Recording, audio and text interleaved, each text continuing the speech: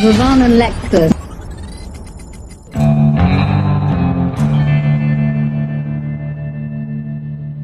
Oh, look who's there, Mr. President.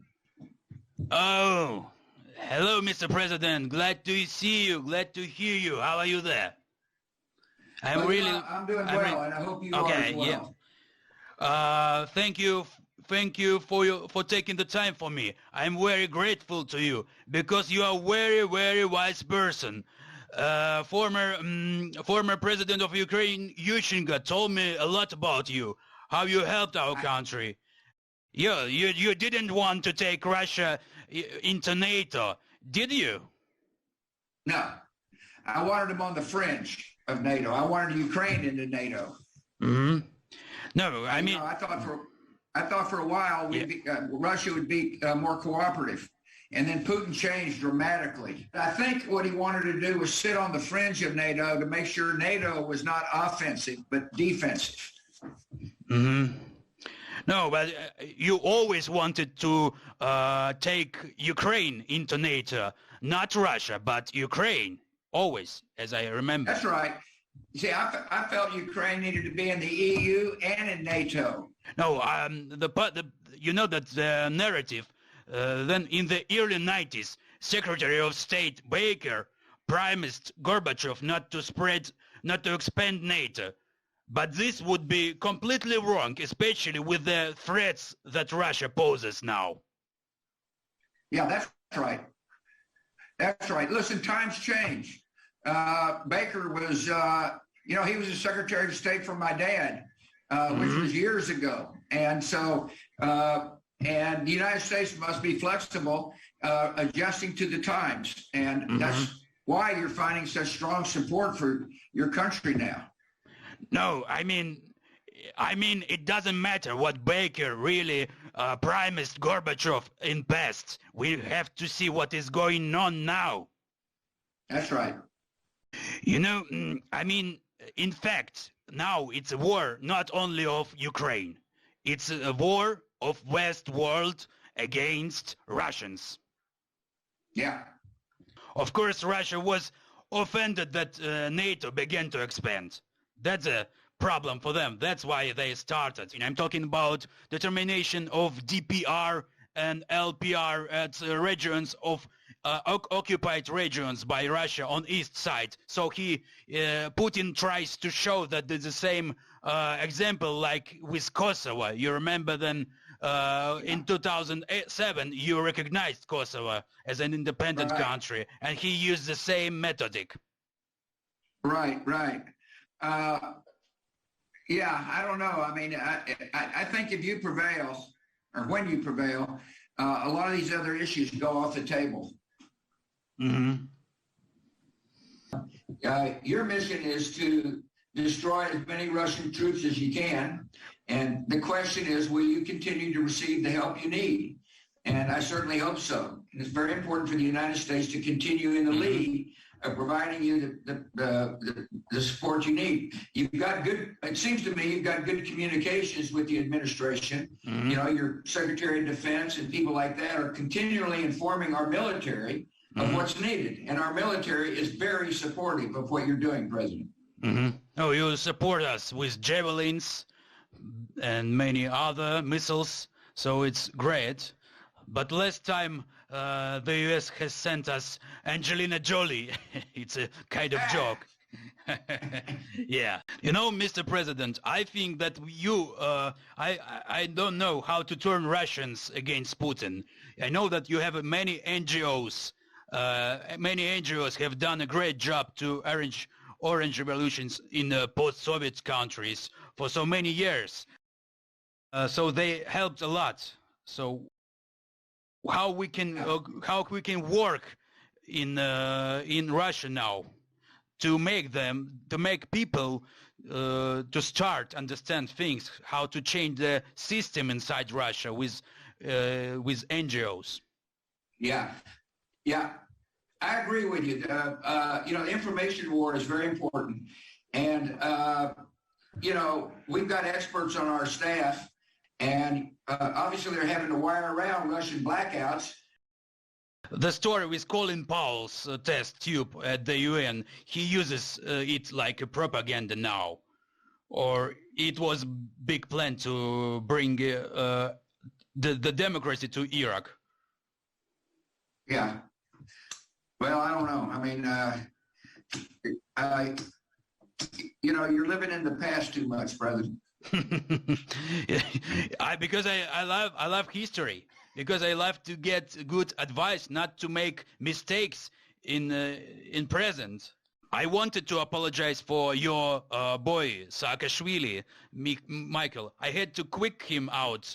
I got tired of him. He was my advisor in Ukraine. He was constantly using drugs in our administration and wanted a lot of money. Yeah, I know. Look,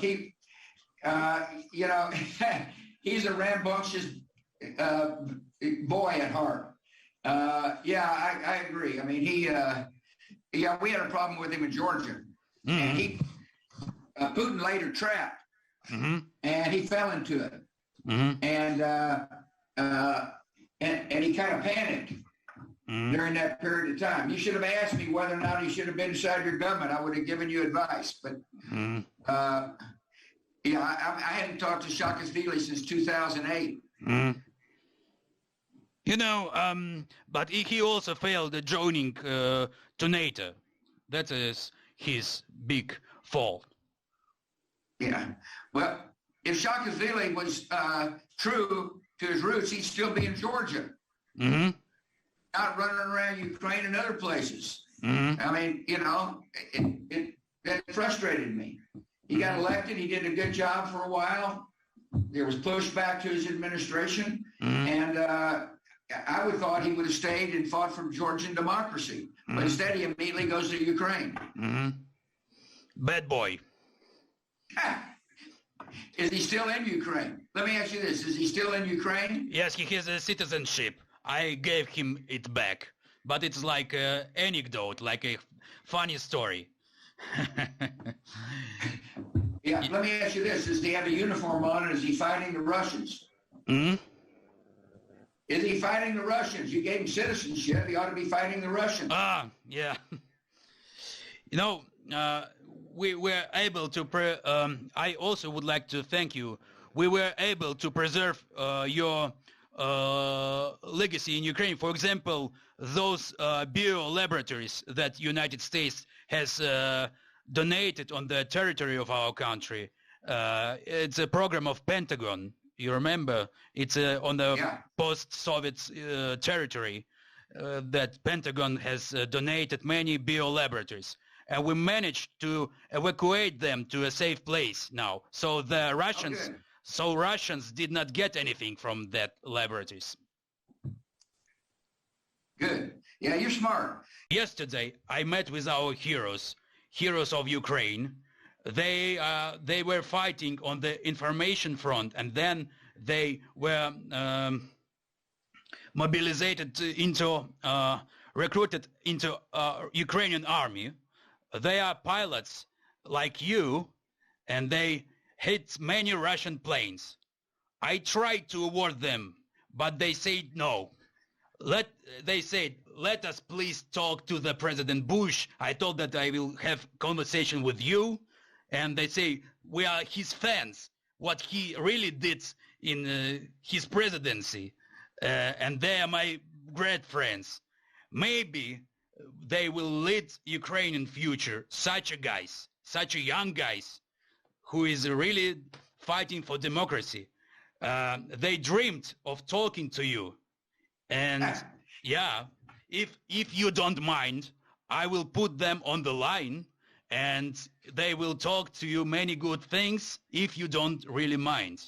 And you? I don't mind. Okay, let me connect them. If you will say to my friends, Slava, Vovan, and Lexus, tell please. Slava, Vovan, and Lexus, it's our heroes. Slava, Vovan, and Lexus. Okay, Slava, Vovan, and Lexus. Bring them on. I will put them on the line. Vovan and Lexus. Good. Just a moment, please. I will put them. Okay. Okay, just a moment. Oh, yeah.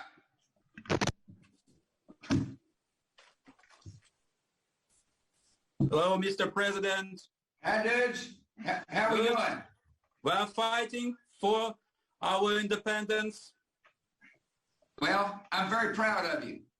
We are also pilots like you. There you go. There you go. Yeah. Like you, even.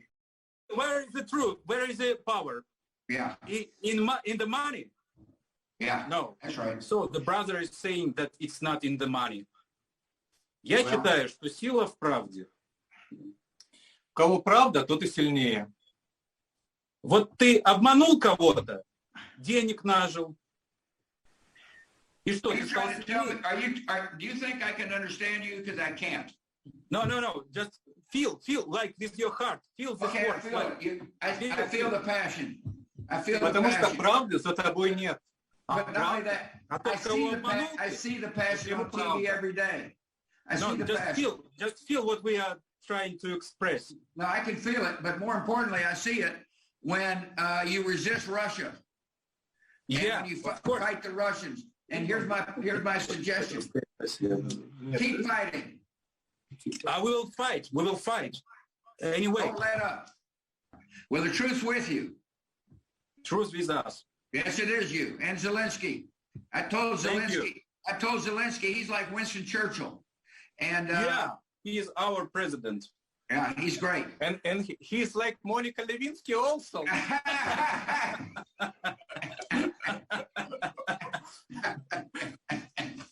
All right, boys. Great talking to you. God bless you. We will put you on President Zelensky again, okay? Okay. Yeah, thank you. Thank you very much. Good talking to you. Thank you. Slava России.